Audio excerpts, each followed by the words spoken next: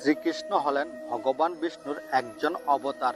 তবে তার গায়ের রং নীল কেন এ বিষয়ে অনেকেই জানেন না। তবে শ্রীকৃষ্ণের গায়ের রং নীল হলো কেন এ বিষয়ে নানা ধরনের মতামত প্রচলিত রয়েছে। এর মধ্যে একটি হলো পৌরাণিক কাহিনী। ভগবান বিষ্ণু সর্বদাই সমুদ্রে বসবাস করতেন, তাই সমুদ্রে বসবাস করার জন্যই নাকি শ্রীকৃষ্ণের গায়ের রং নীল হয়ে যায়। এছাড়াও জানা যায় শ্রীকৃষ্ণের মামা কংস শ্রীকৃষ্ণকে হত্যা করার জন্য পুতনা নামে এক রাক্ষসীকে পাঠিয়েছিলেন।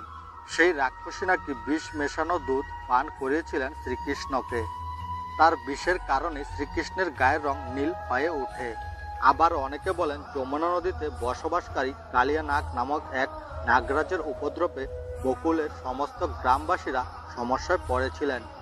গ্রামবাসীদের এই সমস্যা থেকে রক্ষা করতে গিয়ে শ্রীকৃষ্ণ এই নাগরাজের সাথে লড়াই করেছিলেন।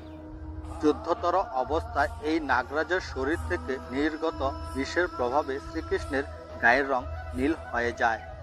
এছাড়াও কথিত রয়েছে বিশ্বের সকল দুষ্ট দানবদের দমন করার জন্য শ্রীকৃষ্ণ জন্মেছিলেন, তাই তিনি নীল প্রতীক হিসেবে অবতীর্ণ হন। আরও বলা হয় শ্রীকৃষ্ণের গায়ের রং কেবল তারাই দেখতে পাবেন যারা শ্রীকৃষ্ণের সত্যিকারের ভক্ত হন।